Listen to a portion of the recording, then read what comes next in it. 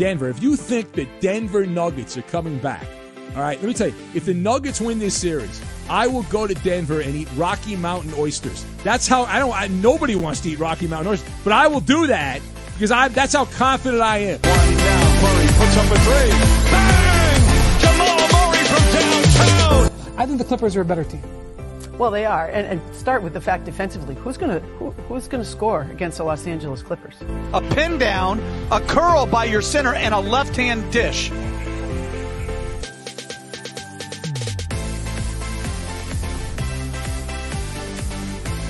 I'm most excited about this NBA season. The Denver Nuggets competing for an NBA title. Oh, Lord. I mean, I like them, Will, but I mean, where's the sizzle in that, man? The Mile High City, and I like them. I like the Nuggets a lot. I really do. But come on, Will. I do too. I like Nikola Jokic, Really? and I like Jamal Murray. An opportunity to lead his own team. They will all.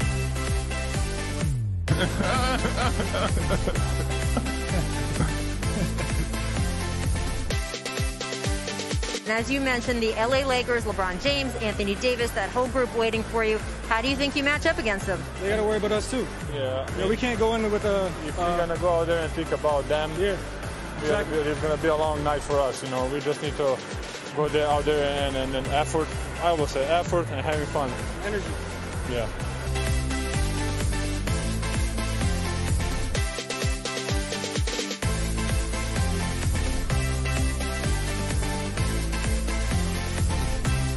Forward to this all day. Hang on, Michael. Somebody has a message for you. Nuggets in 7.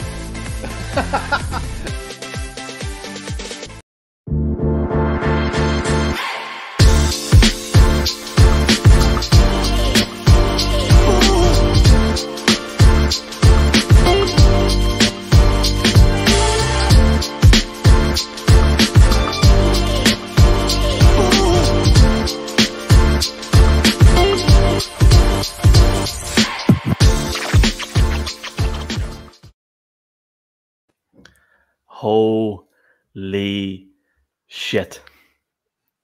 Holy shit. Sorry about how to say it, lads. Welcome in. Just want to start off on the right foot and just keep it going. Evan from the Denver Stiffs, the bandwagon expert in a second. We'll talk about that in a minute. Miroslav, Jamison, Michael. The Denver Nuggets have came back from 3-1 down twice in a row. And Evan, correct me if I'm wrong, the first time in NBA history to do that as well in the playoffs. Yeah, the first time coming back twice in one postseason run. It's pretty incredible. Oh, lads, seriously. I know we're all running on fumes, so I'm going to try and do this broadcast justice. 104-89, but let's be quite frank. The whole of the fourth quarter, you knew it was over. You knew it was over.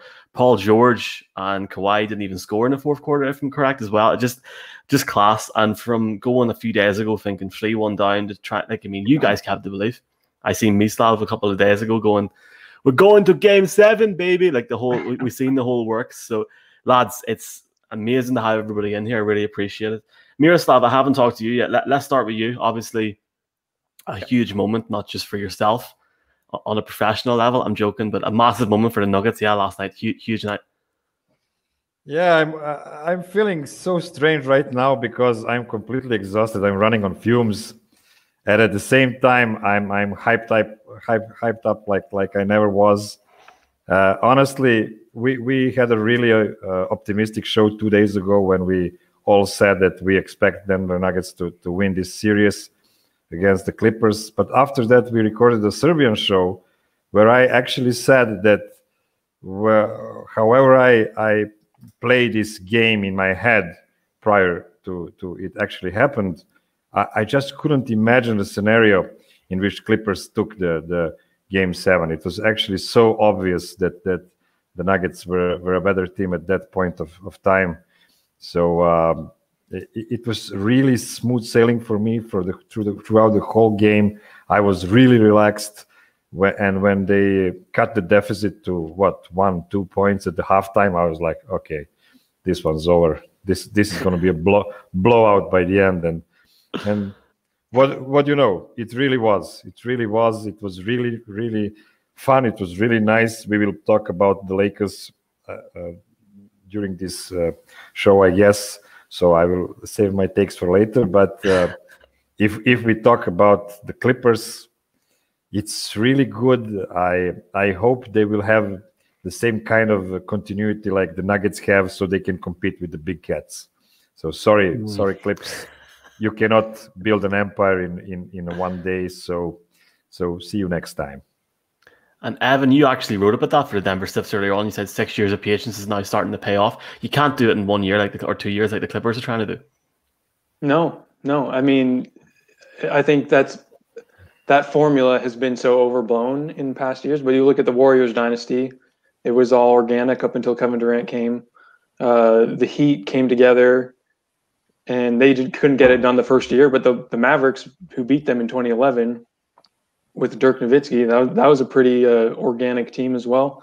So yeah, it's just satisfying seeing teams do it the right way, like the Nuggets have been doing, and to see it come to fruition. Because for years, ever since 2015, 2016, when Jokic kind of broke out for the first time, I think we all were licking our chops, saying, "Oh man, can't wait for 3 or 4 years down the road when they're kind of meshing together and gelling together."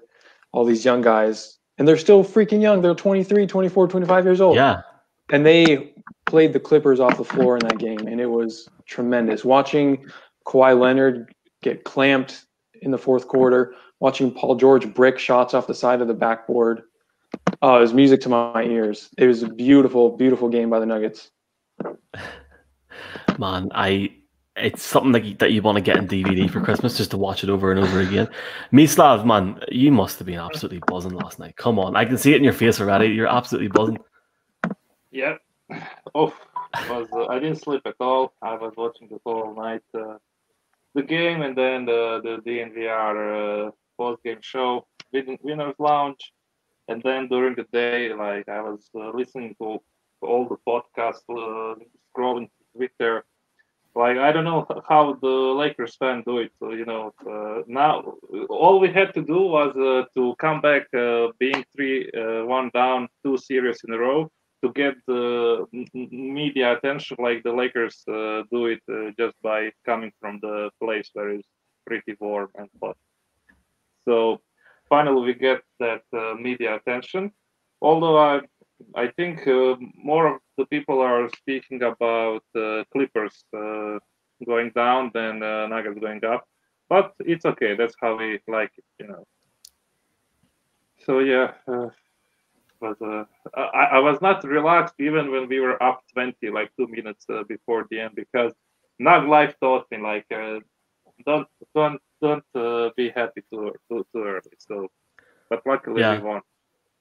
For me, it was that bomb from Murray, lads, with like, I don't know, was it 2 minutes to go? I knew it was at the end, but obviously it was over. Here, Miroslav, you tweeted it last night as well, saying, look, let's not focus on the opponent for this victory. That was a joyous night for the Nuggets on Coach Malone's birthday as well. Yeah, it was Coach Malone's birthday and also my son's birthday as well. So it was a special day throughout the Nuggets nation. All kidding aside, I was really relaxed, as I said before, because I'm not a Nuggets fan for a very long time. I'm a Nuggets fan for only 5 years, and all these 5 years were just a beautiful, optimistic story. Every year getting better and better and better. I can understand Mislav's frustrations from the past years, but as somebody said, I think it was Brendan Watt that said that these are not the Nuggets of your parents. These are the new Nuggets, and the future is really bright. I was at one point when we were losing 1-3 to Utah. I was really mad, even though I had no real reason to be mad. We were down 2 starters, two of our best perimeter defenders against very heavy perimeter-oriented Utah team. So that was pretty logical, actually. So after we prevailed against Utah, I was looking at this Clippers roster and said, okay, we might lose to them because they have some really good top-level talent. But on the other hand, if we if we limit Kawhi and Paul George to 50, 60 points, I would like to see who are the other guys that will drop another 50 on us. And look at it now; it's just completely different. But back to your point, I don't want to talk about Clippers anymore.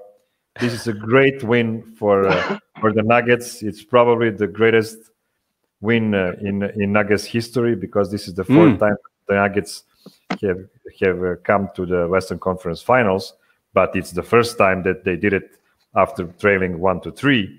So if you look at it like that, it really looks like the greatest win of all time. And let's not stop there. Yeah, there was a lot of debate about that last night on Twitter. For me, and you, just like yourself, Miroslav and Mislav, I'm presuming the same. Only really a fans in Jokic, and clearly we've got a Denver native here, Evan. So Evan, this made my night last night. This was the last thing I seen before I went to bed. We're open for business. The 2020 Western Conference Finals official bandwagon application form. Now, the reason for application, I mean, I could say B, C, and E, probably Denver Broncos is probably all my reasons, but lads, the amount of people I sent that to myself, never mind everybody else, I can't imagine how many people sent that. And I haven't got a screenshot of it, Evan, but obviously the Nuggets have came up with something quite similar over the last hour. So you must have done a very good job, man. People must have been interacting a lot with that tweet. Yeah, appreciate it. Yeah, I thought it'd be a fun idea. Just, and kind of back to what we were saying earlier, like the Lakers and LA teams get so much media attention, and not to keep harping on the Clippers, but in my opinion, this loss for them wouldn't have been so devastating if everyone hadn't already, quote unquote, crowned them the champions last year when they traded for Paul George and when Kawhi Leonard signed. It just shows you there's no point in like beefing up teams like that until they actually do something about it. And the same thing's going to happen here with the Lakers. LeBron James is great. He's earned the respect he gets. Obviously, he's like probably one of the best basketball players ever, but he hasn't won anything with the Lakers yet. So I don't see the point in, in rushing to crown them right now either, when there's teams out there who are just as good.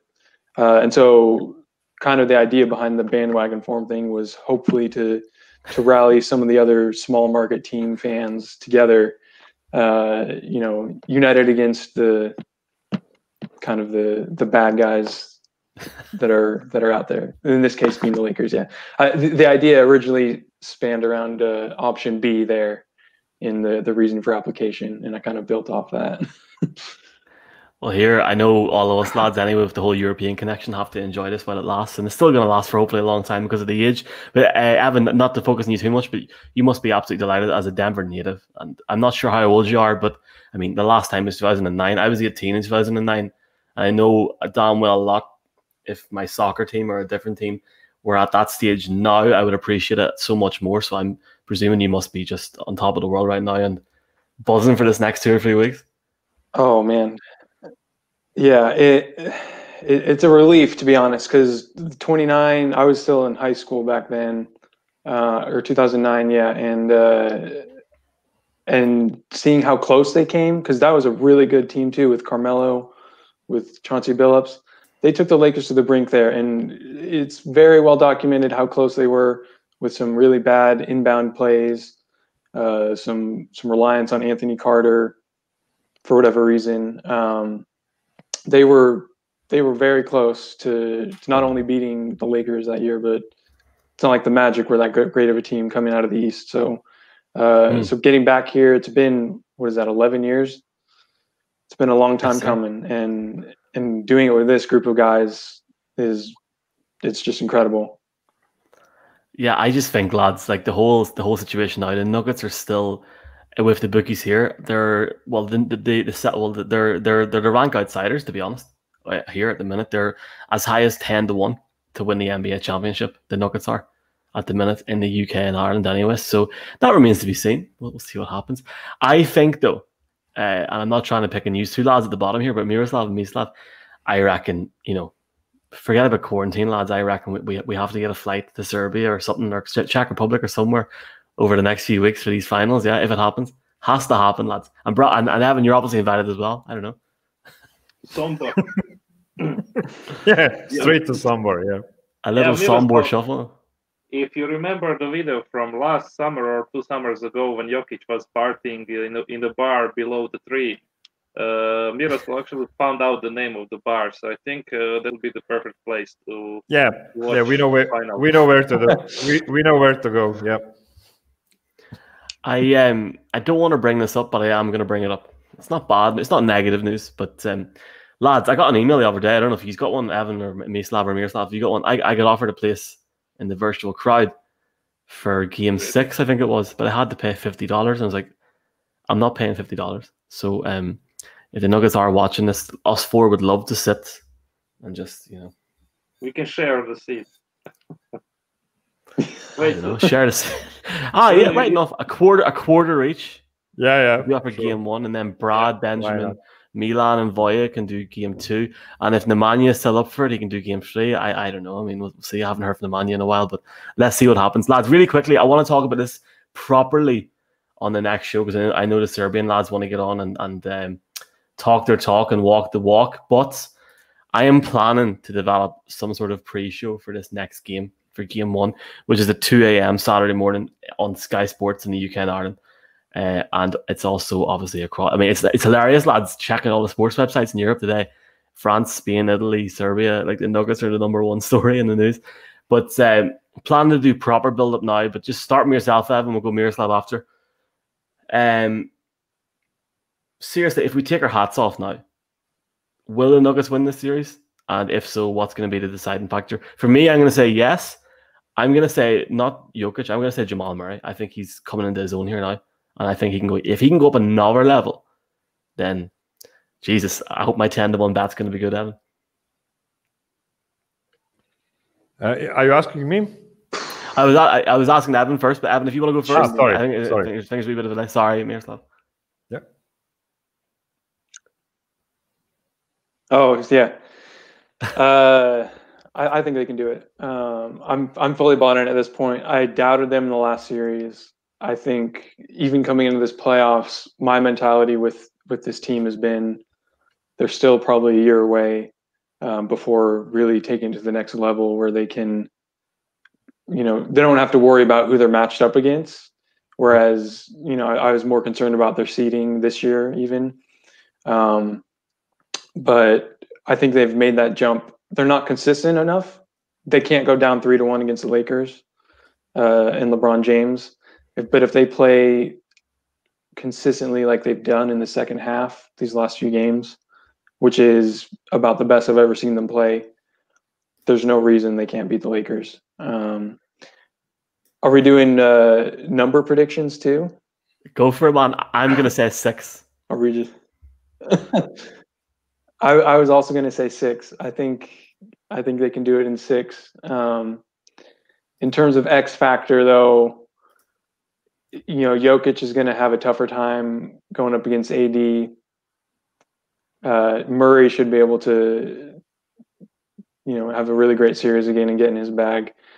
My X factor is going to be the entire bench, the entire role player, the entire role player unit we've got. Because I think at this point it's guaranteed Jokic and Murray are going to be able to get theirs and make their impacts. It's going to come down to guys like Jeremy Grant, Paul Millsap, Michael Porter Jr., Torrey Craig, who was phenomenal in the last 2 games. Gary Harris, as long as those guys hit their shots within the flow of the offense and keep defending at a high level, I'm not worried about the Lakers that much, which is scary. It's a scary thought, but I'm bought in on this. I love it. I love the optimism. Seriously, I think that's fantastic. And I hope, because you got it right the last time, you said 7, so I hope it's right. Miroslav, are you thinking the same, my friend? Because I think Miroslav, if we get to the finals, we'll not see you for 6 months. He'll disappear.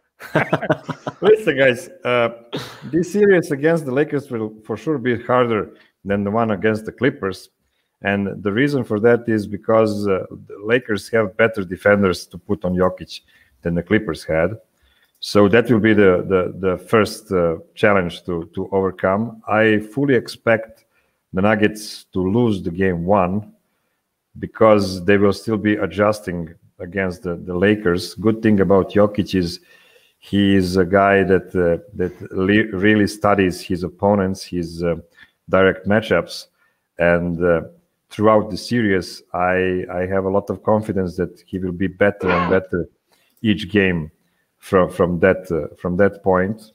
I fully expect Murray to have a really good series because I don't see so many great defenders on the outside for the Lakers, even though Lakers defense is quite solid all around. But I think this is the thing. Jokic needs to take out the internal defense out like he did against Gobert in the Utah series. But the problem here is what happens if they play both Dwight Howard and Anthony Davis. If Dwight Howard is on Jokic and Davis is helping him from the side, Jokic can only take one of those guys out, and you still have one other big guy inside. So good thing about Jamal is we've seen his huge leap in his playmaking this postseason. So I fully expect if they do some doubles on him that he will make the correct calls, correct choices, and he will be hitting the open shooters. And I hope that we have now Gary Harris and Paul Millsap and Torrey Craig and Jeremy Grant with bigger confidence in themselves after these great games against the Clippers. So hopefully that will be really good. My prediction here is that the Lakers will be winning 2-0 and the Nuggets in 7. Sorry. Jesus. Yeah, it might be 1-3 again, but Nuggets in 7. Miroslav, look at my eyes, man. I can't take much more stress. No, I I understand that. I understand that I'm in a really bad physical place at the moment. I don't know how we'll take that, but no, come on. Nuggets doesn't play short series. It's 6 games. What's that? Child play. 7 games.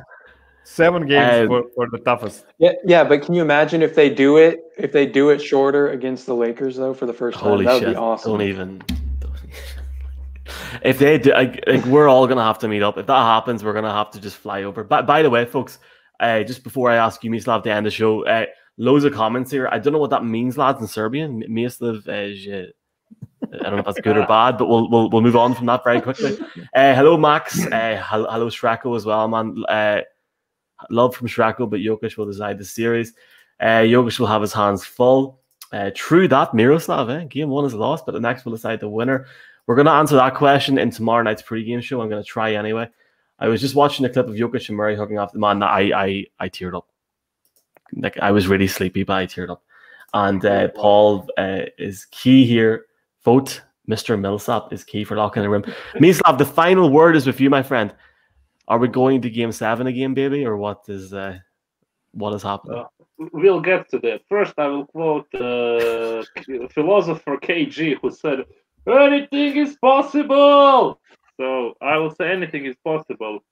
If you look at it like objectively, of course, Lakers are better on the paper, and the national media and all the casual fans, of course, they will favor the Lakers. But everybody favored the Clippers also. All the ESPN experts said the Clippers will win, either in 4, 5, or 6. Nobody even said they will win in 7. And the whole narrative around the Clippers changed. Just like I wrote it down. So first, Doc Rivers. Before this series, he was seen as that's the guy.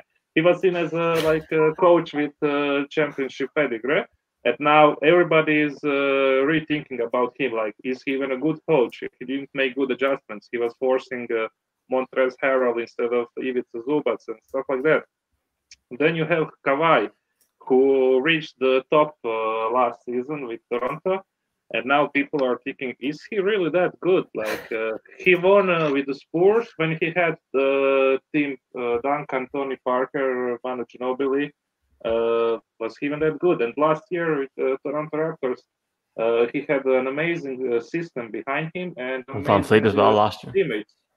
Yeah, so now this was his first time that he had to carry the team by himself, basically. Then PG, what to say about PG? Like, there is so many new nicknames. So of course we all know about Pandemic P, but yesterday I heard the best nickname for him. It was PG-30, COVID-30, COVID-13. Oh my God. So all Jesus. his stocks are going down. Then, like Clippers apparently had the best bench. They had like 2 final candidates for the 6th man of the year, and now they both seemed like 600 men of the year. You know, they didn't prove that they have a good bench, and also the whole Clippers franchise is like is going down. Like they sold out the whole future. I don't think they have any draft picks until 2028 or something like that, for just 1 more year of Kawhi and PG.